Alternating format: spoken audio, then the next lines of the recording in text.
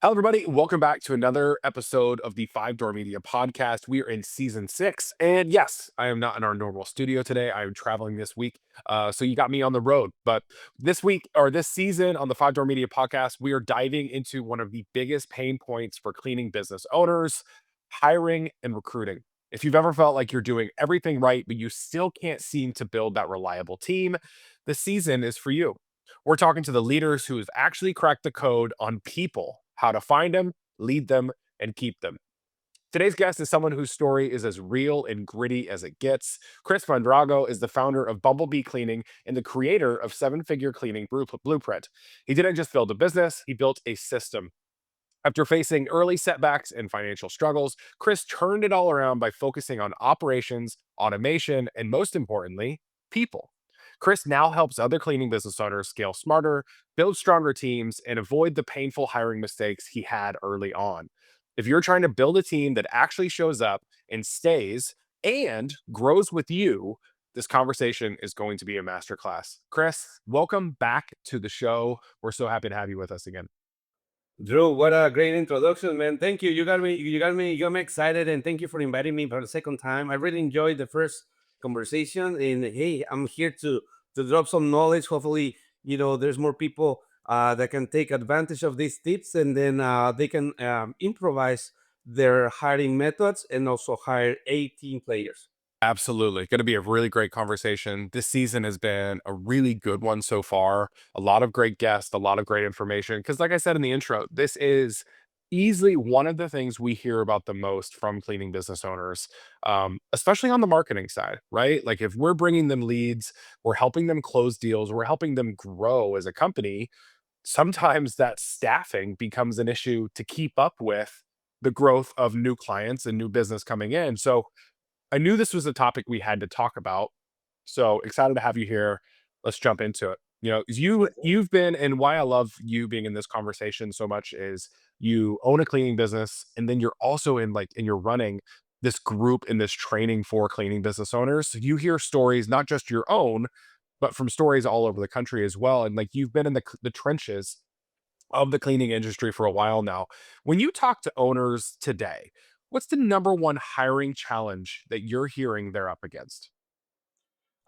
It's very common, and I think this is across the board with all the people that I've talked to. Is like they cannot find people that can actually stay with them. Is this a high churn? When it comes to this industry, and I think it's basically for two things. One is that when you're hiring, you're not putting an effort on putting a good description of the job hiring of the job Mm. post, right? That's very important because that will filter a majority of bad applicants. Cleaning sounds easy, yes, but it's very repetitive and it's very physical. So Mhm. when people get excited, oh yeah, I'm just gonna go and clean homes, but you do that a couple weeks in a row, that's when reality sets in and they're like, wow, this is not for me. And then they leave. So it's a very common mistake. In my opinion, and I think a lot of my colleagues will agree, is the hiring part is the hardest part of this business. Mm. Getting customers is not, right? Customers, the demand is there.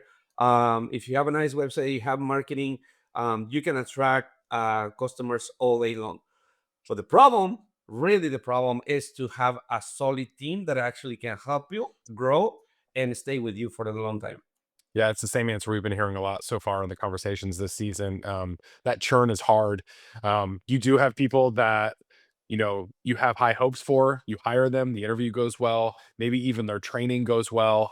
But then, like you said, there's that 90-day or that 60-day mark where you start to lose a lot of employees. Obviously, the world of cleaning is a very physical one. It's a physically demanding world. Why? What other reasons do you think are employees leaving or not even hitting that 60-day mark in the cleaning world? I think one of the reasons is when you don't have advancement opportunities, right? You're just hiring for cleaning. Mm. They see that it's gonna be a dead end job, right? They're just gonna keep doing the same thing over and over, and they don't see in the future, like something that attracts them, right? Like to make them stay. So it's important for you to develop different positions, right? You're gonna have uh, cleaners, trainers, and managers, right? And have this scale so people can see like, okay, I can make my way up and I can make more money and have even a better schedule. I think another one is also not offering a flexible schedule. A lot of the Mm. cleaners that you hire, right? A lot of times they're moms, sometimes single moms, and they have to have flexible time so they can take care of their family. If you don't offer that, most of the time they just don't like the schedule, and then they end up leaving. After 90 days. And even before, right? Sometimes you cannot even hit the 60-day mark, and then they're gone. So I think it's important for you to really come up with a uh, positions that are gonna be advancement opportunities for these people, and be clear about it, right? Like this is how much you can make once you move up, and then be flexible, really be flexible with the schedule. I think that's one of the keys that is being working for me. It's a really good point on really laying out that roadmap for them when they get hired on, right? Like you're going to do your time as a technician, but here are the advancements that you could, get as you're in our company longer. The flexibility is a challenge, I do feel, because we are living in a world where the fully remote job is becoming more and more and Yep. more common. I don't think technology has figured out how to make cleaning technicians a remote position yet, but how do cleaning companies compete with in the labor market jobs that are offering those flexible jobs like work from home, whether it's a Mhm. call position or something like that? And then I guess a follow up to that as well, how does a cleaning company offer flexibility without just making their schedule a giant headache? Walk us through how you've done that, maybe in your cleaning company, as well as some of your people in your network. No, absolutely. So I use a software that allows me to have this flexibility from the get go. It's called Booking Quota. So the way it works is we book the jobs all the time, and then so the system has this. It's called unassigned folder. Essentially, what it is you book a job, let's say for tomorrow at 10 a.m., and the system will send a notification to all your crew members, and it's up to them to grab it, right? So Interesting.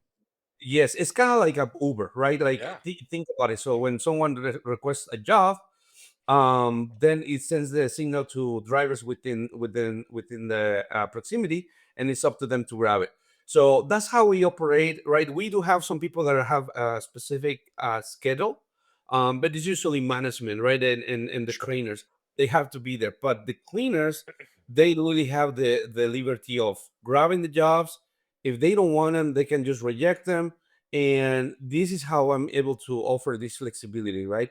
They just get the phone, they see, where the location is going to be, what type of job it is, and how much they're gonna make.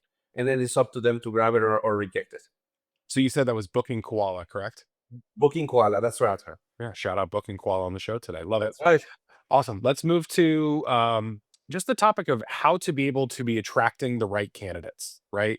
Um, I think there are still plentiful people out there in the job market that are looking for a position, they're looking for employment, but a cleaning company doesn't just want to hire anybody. You Mhm. don't want to just hire a warm body.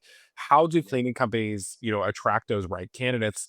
I think one thing you emphasize a lot is just how to be systematizing everything.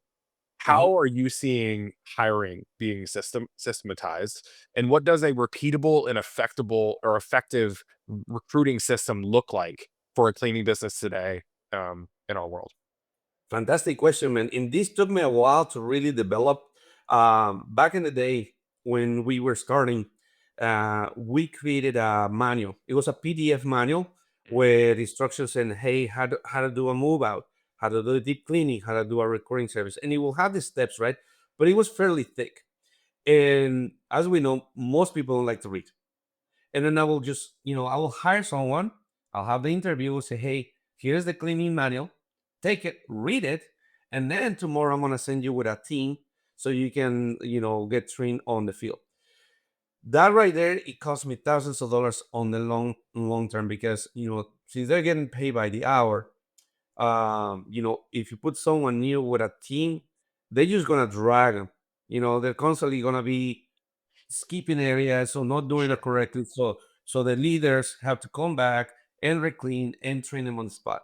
So my payroll, every time I will get someone new, my payroll will go up. And then that someone new get trained for, I don't know, a month or so, and then they will leave. And I will have to repeat that process again. So I knew I had to tackle that. And the way I do it, and I think everybody can do it, it's super simple. Take the time to record the videos instead of having the PDF manual. Now we have a video training. It's very simple. It's not very detailed because you can already cover every single detail, right? It's more like a guide, and essentially what it is it's 3 hours long now. Mm. So 1 hour for the how to do a standard cleaning, how to do a move out, and how to do a deep clean. Where to start, top to top, top to bottom, left to right, and then what areas to start and what chemicals to use for any given situation. When we recorded this training, we then saw that the learning curve it was so much short. So the way it works right now, like I hire someone, I do the interview, and if I like the person, right, then I give him access to this training. And I said, hey, tomorrow you're not gonna work just yet. Watch the video. I will pay you for your time. And then he's gonna have a quiz after each video. It has a quiz. Mm. And how to clean the oven, how to clean this bathroom floor, how to get rid of grease. And then they will answer, right? And I get to see whether they watch the entirety of the video, and then I also get to see the responses on the survey. Then on the following day, they get to go with a team leader. And what happens? Because people tend to learn more visually, right? Mm. They already saw the process. When they go and actually do it, it's so much faster. That instead of trying to get them to read Sure. a thick manual, and that has helped me a lot to cut the training learning curve in significant time. And so that training also is part of the hiring process. So in my case, when you're writing a hiring ad, think also the copy that you're gonna be using, right? It's important to make it attractive, not just copy and paste some other hiring ad. Actually, use ChatGPT or Claude, whatever you want, and say, hey, make me a job post that is attractive, right? And the wording that you use is very important. But then in my case, I have a survey. Uh, it's an application, but it's a survey, right? I Back in the day, I will ask him to fill out this long application, Yeah. and when people see this application, it's like, oh, Sure. God, right? They just leave.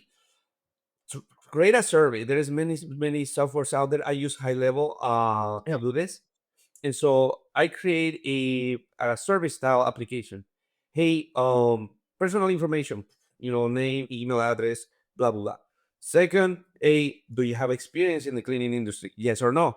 Hey, do you have experience in the commercial industry or the residential industry? Yes or no? And then what is your availability, right? What days can you work for me? And then what are the hours that you can work? Boom. Next slide. Then, hey, are you willing to go and do a background check? Mm. Yes or no? Are you willing to drive? And then once that I have like this questions, I I have three. Actually, no, there's four pictures. The first picture is a gnarly oven. It's a picture of a gnarly oven, and then the comment says, "How would you clean this oven? Describe the process and the steps. How do you clean it?" If the person knows how to do it, they will actually type it, Yeah. right? And then they answer it, and then the next line is like, it's a very gnarly bathroom, because these are very common Sure. scenarios where you Yep. run and you're like, oh shoot, I was not expecting this. Yeah. Same thing. Hey, tell me the process. What process would you use, and how would you do this? The other one is a fan. Like hey, how would you clean it? And then the other one is like the glass of a bathroom. How would you clean that? Once they answer these ones, then they're presented to book a call, an interview. Mm. If at point any point the person or the applicant either responds incorrectly, or for example responds, I'm not willing to do a background check, they get disqualified immediately. Mm. So only the person who actually answers correctly and then takes the time to answer every single questions, they are presented with opportunity to book a call. This way is how I make it. I find A players, right? If someone takes the time to finish all these set of questions, they're serious about getting the job. You know what I love about this? And I've made this comparison so like what you just described on the marketing call side, we call that lead qualification, right? That's right. Like you are qualifying a lead. Your application form is a very full, form. But like on ours, we would just, oh, that's a lead contact form. Now I'm Mhm. not asking as in-depth questions as you would for a marketing or for an applicant that I Right. have on the marketing side. But that's exactly what you're describing. And it's so smart because you are qualifying that applicant by so many different strategies.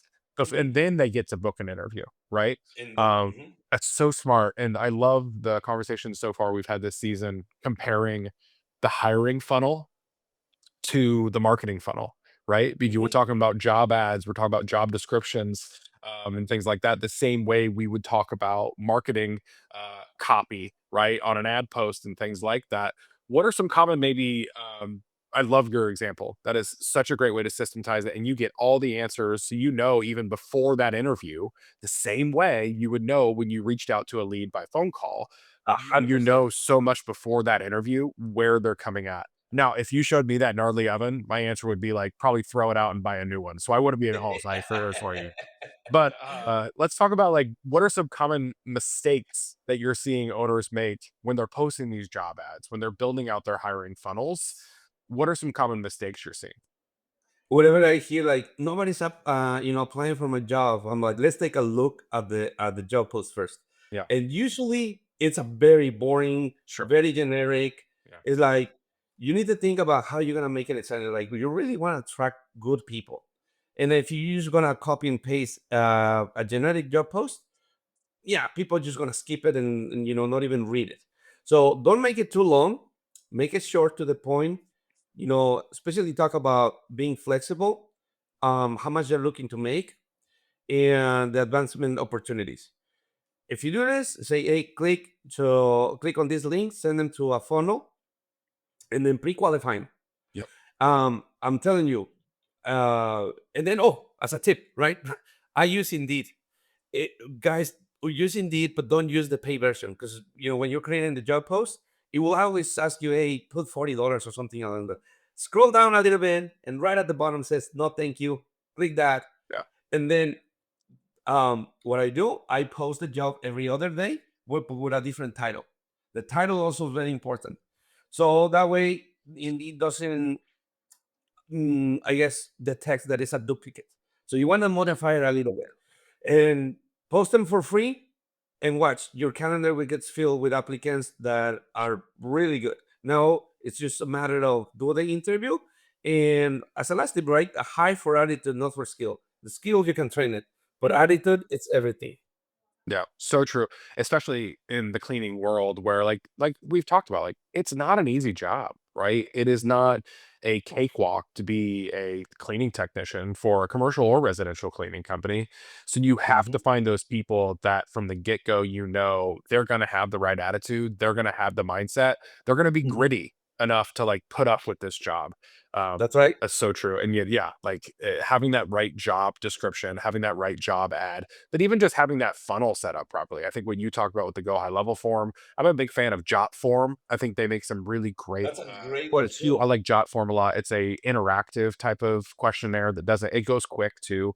But using tools like that to qualify that applicant, the same way you do on the marketing side, qualifying that lead before anybody takes the actual time to interview them in person. I love it. Right? That's You right. know, in our conversations that we've had as we've gotten to know each other better, I know you have talked a lot about company culture and how important how your culture of your cleaning company is, and that gets people to stick around as well, right? But like, talk about building a company culture that people want to be a part of. How do you turn core values and your company culture into a competitive advantage when you are hiring? Oh, 100%. The vision and mission of your company has to be remembered by your team members, right? What are you in the business for? And they all have to align with that vision and statement. Once that you have that, right? It's a matter of making feel like family. Yeah. We're essentially tribal animals, right? We like to be part of something that a team or identify with someone. So the way I do it every Wednesday, every month, on the last month we get together, and not just talk about business. We just get together. We celebrate. Okay, who got me the most reviews? $200 for the team who got me the most reviews. Um, if there's a tie, right, in between reviews, we have a spinning wheel where they get to spin it and they can win 40, 80, 100, or 200. Right, and if you make it fun, right, it's all about making them feel like part of a team, right, and bring your family. Whenever there's like nice weather out, we go out to the park, and then we uh, you know, mm, carne asada, burgers, whatever, pizza, and then you make these games between them. That's how I do it. I mean, before I implemented these, I guess, games, um, people will leave, right? Get tired. They get tired, and drama starts. I don't like it here, or the boss is always out, or whatever. But if you made these monthly gatherings, people love it, right? And then I always tell them, hey, bring your family, bring your husband, bring your kids. Let's make it fun. Sometimes we go bowling, right? And Yes. all of these little things, um, they play a big part, right? And then drama, non-existent, right? Because they all know each other, they get to know their families, and the bond it's more tight. I love that. Very cool. I think an important topic to this conversation, because you're talking about probably these events you're speaking of. This is a lot of you, planning these out and you being at those events and you participating in the company culture and like connecting personally with those technicians and things. But as we talked about earlier, it's important for your people to know that what management positions can look like and what becoming a leader inside that company could look like. Let's say we've done that, right? We've had some technicians, they've built their way up. Maybe they're lead trainers or lead technicians, or even maybe moved up into a manager position behind the scenes in the front office. How are you coaching those staff members to step up as leaders so they can help put out fires and they can help with the retaining of those great, employees that you have? Because the owner can't do everything, right? So how are you training leadership? How are you training the management in your cleaning company or the ones that you're working with to also play a role in retaining those A players? Yeah, for sure. So the way the trainers or the managers get paid, it's based on commission. This way, they feel part of the company, right? So like the more they help us produce, the more they're going to make. And even the cleaners, right? When I'm training cleaners from Lady Golf, the first 30 days they get paid by the hour. Mm, I want to make sure that they pass the first month, and then after the first month, they get paid. And I think we discussed this on our previous meeting: is the pay for performance model, right? When they get a commission base, every advancement or every position up above, the percentage goes higher. So they know that, hey, if I do a good job, if I apply myself on this business, I get to move up, and my check will automatically increase, right? And if they help us, right, your cleaners, this is also they have your cleaners could be your best salesman. They're on the field all the time, right? And they can see, okay, this house needs a window cleaning, this house needs a deep cleaning once we haven't done it. They let us know, and then they get a bonus for every time that they recommend us, and then they help us increase the ticket. So it's very important to get them all involved, right? And then we'll let them know, hey, keep an eye on details, and let us know if that house need an extra, clean, and then you're gonna get a bonus for that. I And it's love that. important to do this. Yeah. It's good just to show them, "Hey, when the company wins, you're gonna win along with the company," right? And, like, That's right. we can't clean those homes. We can't, see the opportunities for those deep cleans or those window, cleaning opportunities if we don't have people there to begin with. So, like, help us keep this staff, help us keep these cleanings going, and we're all Mhm. gonna win. All right, let's That's right. jump back a little bit. We jumped a little bit towards retaining talent. I'm all over the place today. It's because I'm not in my studio. I'm out of my place.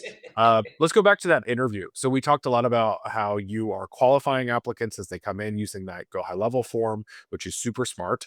They get to the interview. Talk to me about what your interview looks like because we've heard kind of across the board so far in the season. I've heard a lot about group interviews. I've heard a lot about face-to-face interviews. Some people prefer over a Zoom call or a video call like this. What does a interview look like in your cleaning company? For me, it's one on one. I tried to do the group interviews at one point, and it seemed for me that people were not paying attention because it was like a group of 6 or 7 people at a time, and I will be introducing, my I have a presentation when I come, hey, this is the rules of the company, this is what we expect from you, Yeah. and and I will I will feel like they were not really engaged. So I changed that, and so now in my calendar, only one person can book per slot, right? And we do it on some um it's so much more scalable. When we started, we used to go because we used to work from home, and I will not want to do the interviews at home, so I will go to Starbucks, and I will spend all Saturday doing the interviews. I'm like, ah, no, That's a I lot of don't. coffee. You were having That's a like, lot. yeah. That's a lot.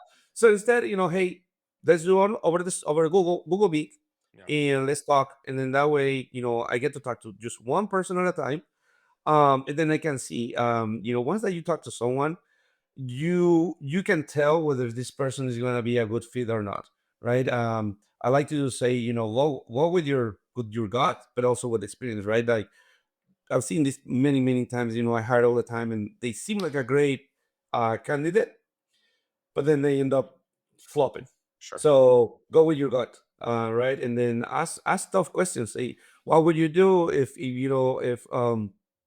uh, if a customer calls back and is not happy, how would you fix this, right? And let them talk, right? Yeah. Because all this is going to tell you whether this is they're problem solvers or not. So you mentioned like going with your gut. I imagine the more you hire, the better your gut has a good feeling on who's going to be a good fit. Tell That's us right. maybe just some quick stories about what were some gut moments that, help train your gut, so to speak, on when a good applicant is there compared to someone Mhm. maybe we should, like, what are some red flags? What are green flags, I guess? Red flags is, oh gosh, this is an easy one. When they come from another company and they start talking bad about the other company, that's a big Ah, red flag for me. This is actually a true story that got me into hot water. I think it was our second year. There was this lady who said, "Hey, I used to work for this other company. It was a franchise." I got excited because I'm like, "Oh my god, she's gonna teach us curious. so much more from the other company." I even skipped the background check part. So I just said, "You're hired. I'll see you here tomorrow." And I remember that week we, family and I went to California to visit my aunt, and I'm thinking, she's very experienced. She's gonna be able to handle everything. We come back from our trip a week later, and she quits. And I didn't think of it. I'm like, well, maybe she didn't like it, right? 2 months later, it was like a long time. One of the customers that she cleaned the hose for, the guy, well, it was like a mistake of the guy also, but the guy had a post-it note with his bank credentials on the computer. Mm. So this lady went and logged in into this customer account and made a transfer of $5,000 to her personal account. Oh my gosh. Weeks went by. Like I said, this happened like 2 months later. I get a call from a sheriff and say, "Hey, this is the Harvey Sheriff Police. It's Cristobal Mondragón. Like this is him. And like, hey, we need to talk about this person." And I'm like, "She's not with me anymore." It's like, well, we got to report one of your customers. Find out that this person transfer some money. I'm like, what she was thinking. How would you, how, what? I mean, make a transfer to your personal account. Of course, you're going to notice and where the money went to. Yeah, Well, long story short, she had done the same thing at the other company. of That's course. why she got fired. And I'm like, oh my God. And anyway, so after that, if I hear that they come from another company, uh, usually I let it. I don't get, I guess, too excited about, Yeah. especially they talk bad about them. Sometimes also, like I said, hire for attitude, not for skill. A lot of the times, these people are so used to clean in a certain way. When you come to your business, it's so hard to train in your way because they're no. This is how we used to do it in the previous company. Oh, but that's great, but this is how we do it here, right? And it's just constant battle of just clashing heads. So I like to hire even people with no experience. Like I said, I can train them, and then I can train them my way. But yeah, red flags if they come from other company, and especially they move a lot. That mean that they're not stable. They usually have Yeah. personal issues, and they just keep going, moving from company to company.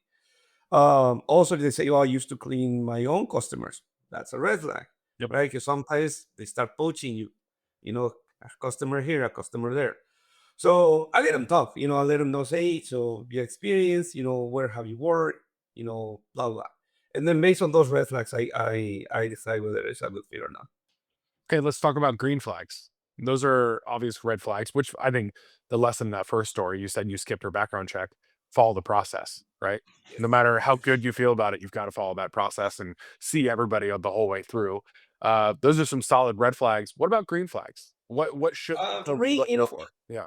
availability. If they say, "Hey, I'm available to work," also that's and it's unfortunate, but if they had young kids, especially under 2 3 years, oh god, that is so hard because they're gonna, the kids require a lot of time, Yeah. right?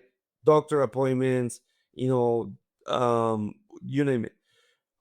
If they're single, no kids, that's great for me, right? Availability. Hey, I'm willing to work Monday to Friday, Monday to Saturday. Great. You're right. I don't have experience, but I'm willing to learn. Great.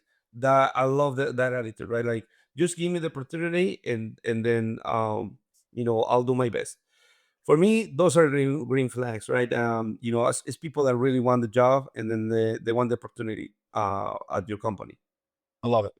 Let's talk about a little bit going into the future of recruiting in the cleaning industry. You've been around for a while. You've probably seen a lot of changes in your time in this industry.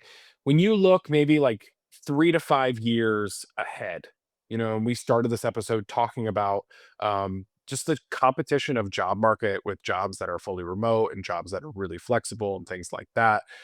How do you see the cleaning industry still continue to compete for employees looking for jobs, people looking for those positions?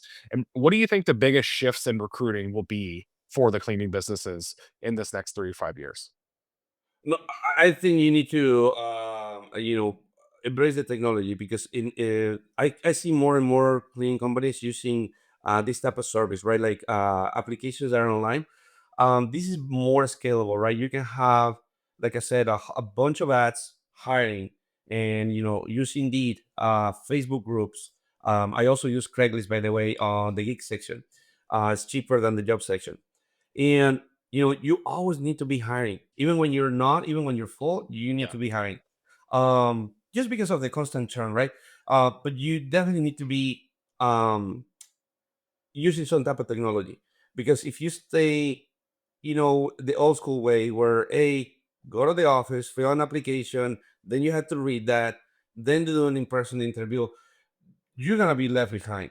Also, having this job flexibility, right? Like I said, Booking Call is a great tool Yep. for offering this type of flexibility. Hey, come with me. You can have full time if you like. You can have part time if you like. You have total control of your time. The way it works, hey, I'm gonna get the jobs, and it's up to you to take it. That's as simple as it gets. And if you do this right, offer flexible schedule, good pay though, and that actually touches on charging enough money, right? If you don't charge enough money, then you cannot offer a good pay, and usually that is another problem, or constant churn, right? If they're not making good money, they're gonna leave. Yeah. So charge good money for it, offer premium service, so you can pay higher to these people, right? And then have advancement opportunities. very clear advancement opportunities. So these people can get excited about working for you, and then use technology, right? Don't stop using paper, right? That's gonna get you stuck in the past. Okay, got it. Let's talk. You mentioned that technology side of things. Are there any new tools or technology or trends that you are really excited for when it comes to hiring and recruiting in the future, as well as team building? Yeah, yeah, yeah. Well, listen, the aside from the main software that I use is Java, right? For scheduling, assigning jobs, Yeah. having all my customers organized, high level. I'm very excited about that tool. Guys, if you are not using it, definitely learn to use it. It's a tool that is very heavy to learn, but once that you do, it's the best tool out there, right? I Yeah. use it for email marketing. I use it for text marketing. I use it for funnels. You can create trainings inside. That's the platform that I use to host my training for the cleaners. You can access. You can see whether they watch Wow. the video. You can create quizzes. For me, that is the number one tool that I'm really excited about, and I keep trying to learn as much as possible. It's kind of hard to keep up with it because it seems like every week there's a new update, and new Yeah. updates, and you're like, okay. Um, and then AI, really AI, guys, definitely implement that. I started actually using this feature, right, where I'm using OpenPhone right now for the phone calls, and OpenPhone records the calls and then makes a transcript of the call. What I've been doing to improve my conversion rate over the phone is I copy the script or the transcript, right? I go to ChatGPT and I say, hey, analyze this call and tell me what should we, where did we lose the sale and what can we improve to close the sale?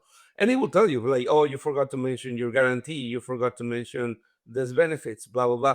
So we send that through a Slack. My VAs can see where they messed up. And it's just a feedback, the constant feedback that is positive. They can now, oh, shoot, next time I will not forget about this part. So AI definitely it's a big part of this industry. Adopt it if you haven't, because if you don't, you're gonna be left in the past. You were mentioning using those call transcripts for, like, the sales side of things, but I'm curious, have you used that for those interviews that you've done? I think you've said you meet on Google Meet, but putting that transcript into an AI and say, "Hey, show me some red flags about this applicant that maybe I didn't see, or either That is show me some great things." Drew. You just gave me a great idea, and let me write that down because I did not think of that. And that's true. There's plugins that actually being next to you while you're doing Yeah. a Google Meet. Wow, man! Thank you for that. Hey. Hey, you've given me a lot through these interviews. I had to give you one thing. Yeah. That's awesome, man. Thank you. Yeah, very cool.